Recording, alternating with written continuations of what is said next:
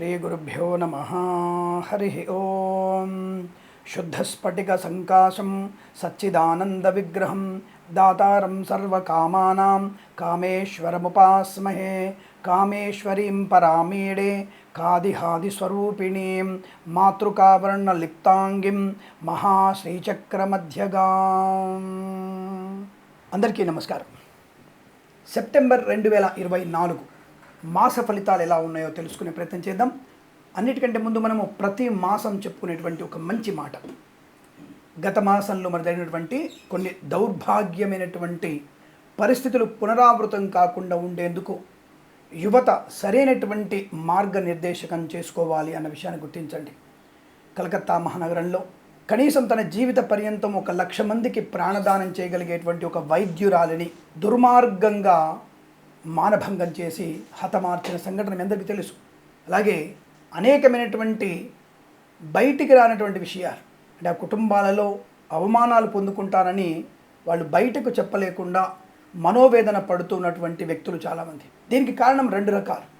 ఒకటి స్వయంకృత అపరాధాలు, ముఖ్యంగా స్త్రీలలో ఉన్నటువంటి స్వేచ్ఛా సంబంధమైనటువంటి విషయాల్లో తల్లిదండ్రుల యొక్క కన్నులు కప్పి వాళ్ళు చేసేటువంటి కొన్ని దుశ్చర్యలు, అనవసరమైనటువంటి ప్రేమ కలాపాలు, ఎవరిని పడితే వాళ్ళని నమ్మేటువంటి విషయం, ఇవన్నీ కూడా మనము అవగతం చేసుకోవాలి. మన పిల్లలు వెళ్ళేటువంటి మార్గాన్ని మనం తప్పకుండా సరిచేయాలి.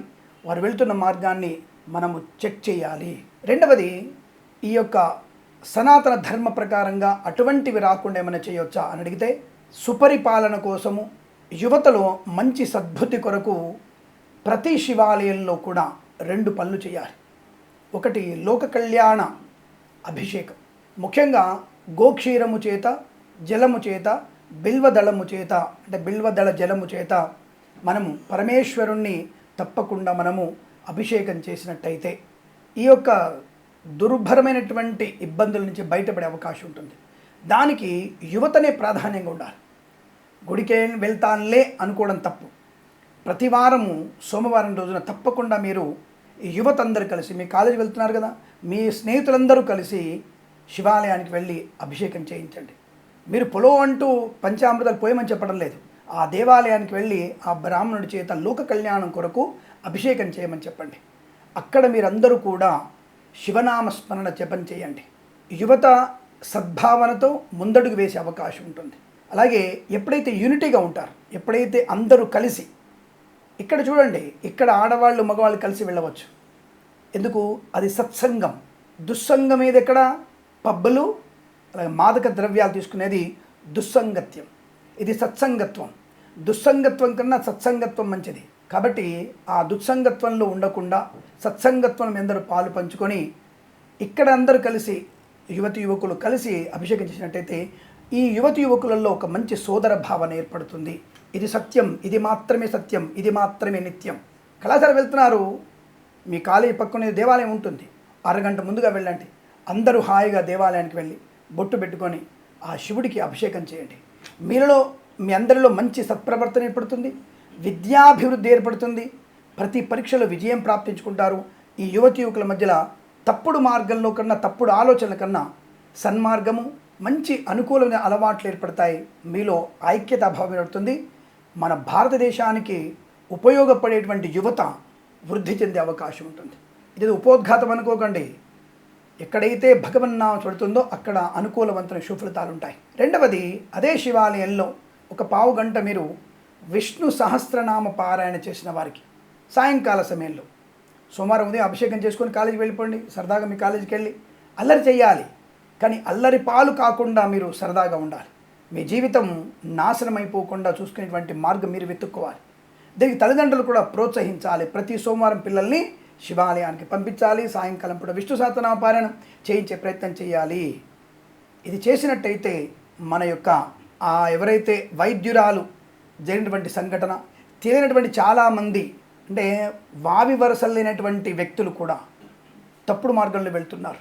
వాళ్ళకు కూడా సద్బుద్ధి కలిగి మంచి అనుకూలవంతమైనటువంటి భారతదేశ ఔన్నత్యం వృద్ధి పొందుతుంది. ధనధాన్య వృద్ధి ఉంటుంది. ప్రపంచంలో మొదటి స్థానానికి మనం ఆర్థికమైనటువంటి స్థిరమైన ఆర్థిక వ్యవస్థలో ఉన్న దేశంగా మనం ప్రప్రథ స్థానంలో ఉంటాం. వేరే దేశాల వాళ్ళకి మనం వీసా ఇచ్చేటువంటి స్థాయి రావాలి, వీసాని రిజెక్ట్ చేసే స్థాయికి మనం రావాలంటే మనం వైజ్ఞానికంగా, విద్యాపరంగా, వృత్తిపరంగా, శాస్త్రీయమైనటువంటి పరంగా, సనాతన ధర్మ మార్గ ప్రకారంగా మనం ఉన్నతంగా ఉండాలి. కాబట్టి అలా ఉండాలంటే ఈ చిన్న పని చేయండి, తప్పకుండా మీకు అనుకూలంగా ఉంటుంది. ఎక్కడెక్కడ చెడ్డ మాటలు, ఎక్కడెక్కడ చెడ్డ వ్యక్తులు, ఎక్కడెక్కడైనటువంటి తప్పుడు మార్గాలు ఉన్న వ్యక్తులు అక్కడ లక్ష్మీదేవి ఉండదు. అంటే ఇవన్నీ దృష్టిలో పెట్టుకొని మీరు తప్పనిసరిగా దేవాలయ సందర్శన, అభిషేకం, విష్ణు సహస్రనామం చేసిన వారికి అత్యంత అనుకూలవంతమైన శుభయోగాలు పొందుకోవచ్చును. ఇందులో సందేహం లేదు. తప్పకుండా చేద్దాం. ప్రతి వారం మనం శివాలయ సందర్శన, శుభం జరుగుతుంది అనే విషయం తెలియజేసుకుంటూ సర్వే జన సుఖినో భవంతు. ప్రేమతో మీ కిరణ్ శర్మ.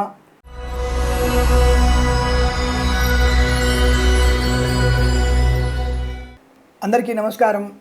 2024 సెప్టెంబర్ మాసంలో కుంభరాశి వారికి ఉన్నటువంటి ఫలితాలు ఏమిటి? కొద్దిగా ఈ కుంభరాశి వారికి మొదటి వారంలో యావరేజ్గా ఉంటూ రెండో వారంలో తీవ్రమైనటువంటి నష్టాలు కనబడుతున్నాయి. 3-4 వారాల్లో అద్భుతమే జరగబోతోంది. ఏమో మీకు ఊహించినటువంటి ధనప్రాప్తి ఉంది. మరి అది 10 కోట్ల పైన ఉండవచ్చు, 10 లక్షల పైన ఉండవచ్చును, 10,000 పైన ఉండవచ్చును. అంటే ఆకస్మిక ధనప్రాప్తి. మీరు ఎప్పుడో 10 ఏళ్ల క్రితం ఇచ్చినటువంటి డబ్బుకి వడ్డీతో సహా ఇచ్చేవాళ్ళు కావచ్చు, తాటిల వల్ల కావచ్చు, జూదం వల్ల కావచ్చు, share market, speculation, communities, cryptocurrency, బిట్ కాయిన్స్లో కావచ్చు. తప్పకుండా మీకు ఆర్థికపరమైనటువంటి లాభాలు పొందుకునే అవకాశం కనబడుతోంది 3-4 వారాల్లో. మరి రెండో వారంలో మీకు మద్యపాన అలవాటు ఉన్నా, జూదం ఆడే అలవాటు ఉన్నా, లంచం ఇచ్చే అలవాటు ఉన్నా, పుచ్చుకునే అలవాటు ఉన్నా, మీరు నేరుగా కృష్ణ జన్మస్థానంలో కూర్చోవడం ఖాయం. అవినీతి నిరోధక శాఖలో పనిచేసేటువంటి మహానుభావులు, అలాగే కొద్దిమంది రాజకీయ నాయకులు, రెవెన్యూ డిపార్ట్మెంట్, విద్యాశాఖ, పొల్యూషన్ కంట్రోల్ బోర్డ్, అలాగే రిజిస్ట్రేషన్ల శాఖ మరియు మోటార్ వెహికల్ లాంటివి, అంటే మోటార్ వెహికల్ ఇన్స్పెక్టర్లు కానివ్వండి, ఆర్డీఓ లాంటి కార్యాలయాలు కానీ లంచాలు పుచ్చుకొని పట్టుబడేటువంటి సంఖ్య ఎక్కువ ఉంటుంది. ఈ మాసం మొత్తంలో దాదాపుగా కనీసం ఒక 70-80 మంది లంచగొండలు ఈ రాశి వారు పట్టుబడే అవకాశాలు కనబడుతున్నాయి. భయపెడుతున్నారు అనే కామెంట్ చేసే ధైర్యం కూడా మీకు లేదు. ఎందుకంటే మీరు కామెంట్ చేశారు అంటే లంచం పుచ్చుకుంటారని అర్థం. లంచం పుచ్చుకోవడం భయం ఎందుకు? పట్టుబడవు కదా, దానికి కామెంట్ చేయడం ఎందుకు? కామెంట్ చేస్తున్నావంటే, భయపడుతున్నావు అంటే లంచం పుచ్చుకుంటావు అని అర్థం. ఆ లంచం పుచ్చుకుంటే జైలు వెళ్ళడం ఖాయం, 6 నెలల తర్వాత వచ్చేస్తావు బయటికి, నో ప్రాబ్లం. సో ప్రభుత్వం రికవరీ చేసుకుంటుంది, నువ్వు డబ్బులను తీసేసుకుంటే నో ప్రాబ్లం. కానీ ఆ లంచం తీసుకుంటే పాప ఫలితము నీ పిల్లలకు కూడా పడుతుంది. అది ఇక్కడ సమస్య. ఆ పిల్లలకు పడిన సమస్య వాళ్ళ ఎదుగుదల అవుతున్నప్పుడు కరెక్ట్ టైంలో అది స్ట్రక్ అవుతూ ఉంటుంది. నాలాంటి జాతకం చూసి నీ జాతకం బాగుందయ్యా, బ్రహ్మాండంగా ఉంది జాతకం, గురుడు భాగ్యంలో ఉన్నాడు, శని ఉచ్చస్థితిలో ఉన్నాడు, ధనాధిపతి నీకు ఏకాదశంలో ఉన్నాడు, నీ జాతకం బ్రహ్మాండంగా ఉంది, ఉద్యోగ లాభం రావాలి, నీకు పరీక్షలో విజయం సాధించాలని మీరు చెప్తావు జాతకం. వాడికేమో ఆ పని అవ్వదు. ఏమో గురుగారు మీ పని అవ్వదు అంటే చెప్పి మా మీద నమ్మకం పోద్ది వాడికి. జాతకాలు అంత వేస్ట్ అంటాడు వాడు. కారణం ఏంటంటే ఇది తండ్రి చేసినటువంటి, తల్లి చేసినటువంటి పాప కర్మల ఫలితం వాడు అనుభవిస్తాడు. అది వాడి జాతకంలో కనిపించావదు మాకు. దీన్నే భాగ్యస్థానము అంటారు. ఆ పుణ్యబలాన్ని పెంచుకోవడమే. ఆ పుణ్యబలం తండ్రి వల్ల, తల్లి వల్ల, పిల్లల వల్ల, పెళ్ళాం వల్ల, భర్త వల్ల, అందరి వల్ల ఆ పుణ్యబలం పెరుగుతూ ఉంటుంది. ఇక్కడ ఆ పుణ్యబలాన్ని పెంచుకోవాలంటే అందరూ కూడా జాగ్రత్తగా ఉండాలని అర్థం. ప్రభుత్వ ఉద్యోగస్తులు రెండో వారంలో ఉద్యోగాన్ని పోగొట్టుకునే అవకాశం, మద్యపాన సేవన చేసే అలవాటు ఉంటే వాహన ప్రమాదం. భయం ఎందుకు? మరణమే సంభవం. ఇలా చెప్తారా మీరు? మరణం చెప్తారా? ఓయ్ మందు కొడితే ప్రమాదం అని చెప్పేసి దాని మీద రాసి ఉంటుంది, మందు బాటిల్ మీద. సిగరెట్ పెట్టమే రాసి ఉంటుంది, ఇది తాగితే మీకు ప్రమాదం అని. మరి వాళ్ళు చెప్తే ఇబ్బంది లేనప్పుడు నువ్వు మందు కొడితే యాక్సిడెంట్ చచ్చిపోతావు అని చెప్పరా? నాకెందుకు భయం? మీ అమ్మ కానీ మీ నాన్నగారిని చెప్పరా ఇలా? మీ మామగారు, మీ భర్త గారు, మీ అల్లుడు గారు మీకు చెప్పరా ఇలా? ఆలోచించండి. నువ్వు చేసే పనిలోనే తప్పున్నప్పుడు నాలాంటి వాడు చెప్పడం తప్పే ఉంది. అది ఈ వారంలో జరిగే అవకాశం ఉంది కాబట్టి జాగ్రత్త. అంటే 3వ వారంలో తాగితే మంచిగా ఉంటుందా? ఆ 3వ తాగితే మంచిగా ఉంటుండొచ్చు, హాయిగా ఆనందంగా ఉంటుంది, ఎక్కువ తాగుతావు, పడుకుంటావు, బయటికి పోవంతే, మంచిగంటే అది అర్థం. కానీ ఇప్పుడు తాగిన తాగుడు నీకు ఎక్కడ 2 ఏళ్ల తర్వాత ఏలినాడిశను, అర్ధాష్టమిశను, అష్టమిశను వచ్చినప్పుడు అప్పుడు క్యాన్సర్ పులుగు బయటకు వచ్చేస్తాయి. అప్పుడు ఎప్పుడో కిరణ్ సినిమా చెప్పాడండి, బాగానే ఉన్నాడు, తర్వాత బాగానే ఉందన్నాడు, మంచిగా ఉన్నప్పుడు తాగొచ్చు కదా అని అడిగాను నేను. తాగొచ్చు హాయిగా, ఇప్పుడు తాగితే ఏం పడవు, యాక్సిడెంట్ అవ్వదు. 3వ వారం తాగితే మంచిదే, తాగి శుభ్రంగా పడుకుంటావు, బయటికి వెళ్ళవు కాబట్టి ప్రమాదంలో పడవు. కానీ ఇప్పుడు తాగిన తాగుడు ఒక 5 ఏళ్ల తర్వాత నీకు వచ్చేటువంటి అష్టమ శని, అష్టమ గురుడు, పాపస్థానంలో రాహు ఉన్నప్పుడు నీ జాతకం మొత్తం గందరగోళం ఉన్నప్పుడు ఇటువంటి ఇప్పుడు తాగినటువంటి తాగుడు నీ పేగులలో అవి బయటకు వస్తాయి, క్యాన్సర్ పురుగులు బయటకు వస్తాయి. అప్పుడు ఇక నువ్వు మంచిగా చేయడానికి నువ్వు ఆయించుకో, ఇప్పుడు ఆలోచించుకో. కాబట్టి మద్యపానం తాగకూడదు, ధూమపానం మంచిది కాదు, చెడ్డవారితో స్నేహం మంచిది కాదు, మరకలతో ఒంటరిగా ప్రయాణం చేయకండి. అంటే వాళ్ళందరూ ప్రమాదకరమైన వ్యక్తులు కాబట్టి జాగ్రత్తగా ఉండండి. అనవసరం లేనిపోని వ్యవస్థలోకి వెళ్ళకండి. మన ధర్మాన్ని దాటి పక్క మతంలోకి వెళ్ళకూడదు. స్వధర్మే నిధనం యాంతి, ఇవన్నీ చెప్పబడుతోంది.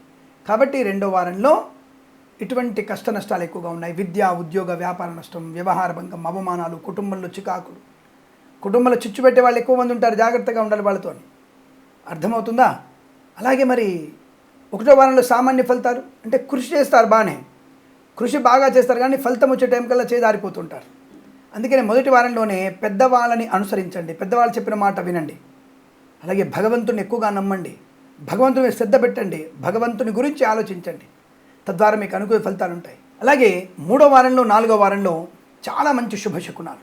గృహయోగము, ధనలాభము, విద్యాలాభము, ఉద్యోగ లాభము, మంచి వ్యక్తులతో పరిచయము, కార్యసిద్ధి, వ్యవహార లాభం, జనాకర్షణ శక్తి పొందుకోవడం, రాజకీయ లబ్ధి పొందుకోవడం, కళాకారుల క్రీడగా అభివృద్ధి పొందుకోవడం, సినిమా రంగంలో కూడా వ్యాపార లాభం, ఈవెంట్ మేనేజ్మెంట్ వారికి, బోర్బావుతో వారికి, తోలు రెగ్జిన్ షూ పరిశ్రమల లాభాలు, ఎల్ఐసి, మెడికల్, గృహ ఏజెంట్లకి, boutiques, beauty parlour, bamboo depot, బాణసంచ కర్మాగారంలోను, వైద్యులకి, వైద్య బృందాల వారికి, న్యాయవాదులకి అనుకూలవంతమైన శుభస్థితి.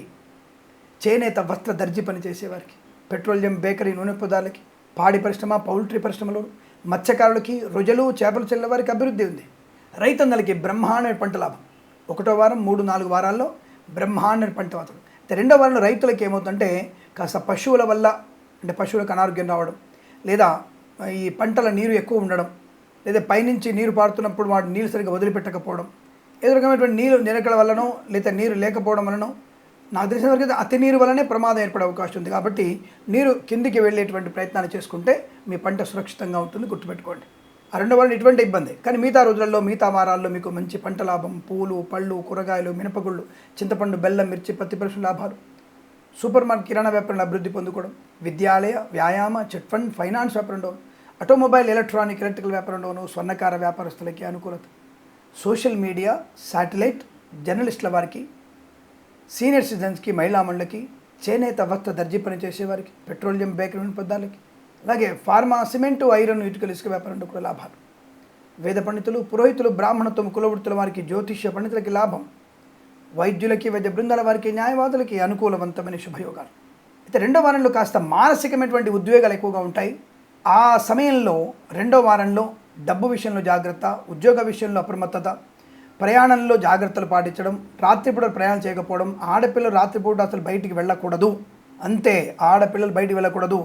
నేను ఈ మధ్య చూస్తుంటా, నేను ఇప్పటికి కూడా బెంగళూరులో మధ్యరాత్రి పూట బయటికి వెళ్ళాలంటే ప్రమాదంలో ఉంది.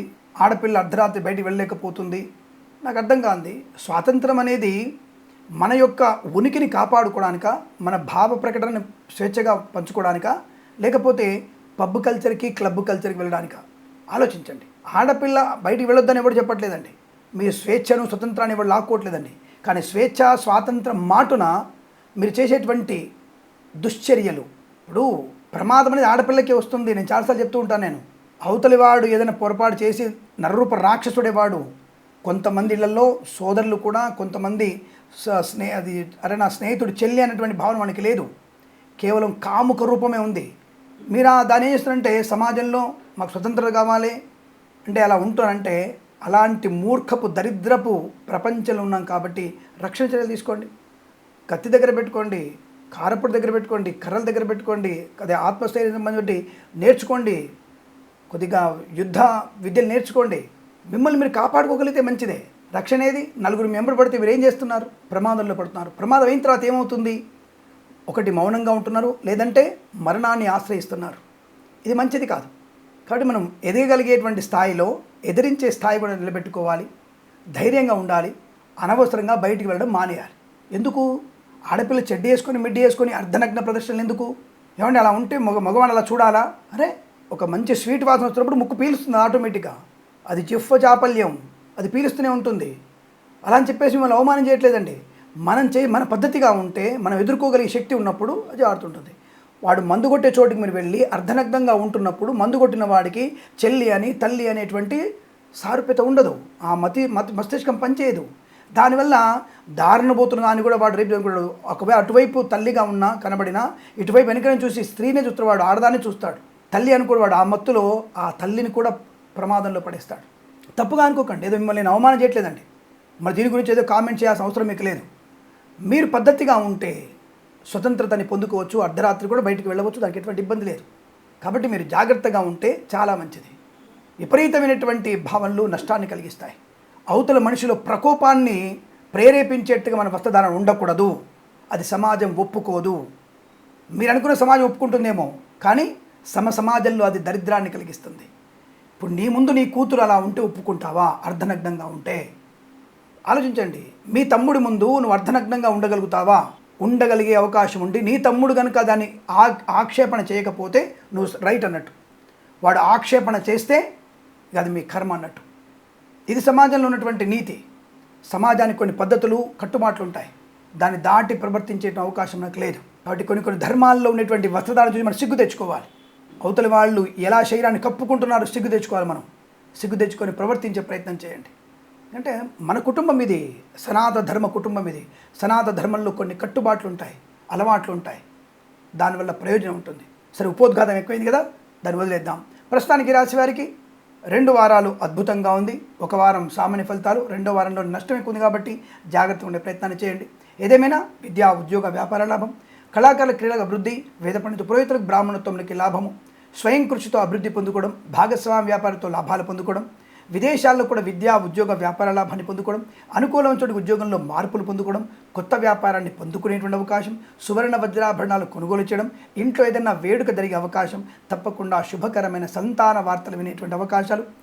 విద్యలో విదేశాల్లో విద్యా, ఉద్యోగ, వ్యాపార లాభంతో పాటు స్వదేశంలో కూడా విద్యా, ఉద్యోగ, వ్యాపార లాభాన్ని పొందే అవకాశం, కొత్త వస్తువుల్ని, ఆభరణాలని కొనుగోలు చేసే అవకాశాలు, డ్రైవర్లకి, పెయింటర్లకి, ఎలక్ట్రీషియన్స్ కూడా అనుకూలవంతమైనటువంటి శుభయోగాన్ని పొందుకునే అవకాశం కనపడుతోంది. సోషల్ మీడియా జర్నలిస్టుల వారికి కూడా లాభాలు ఉన్నాయి.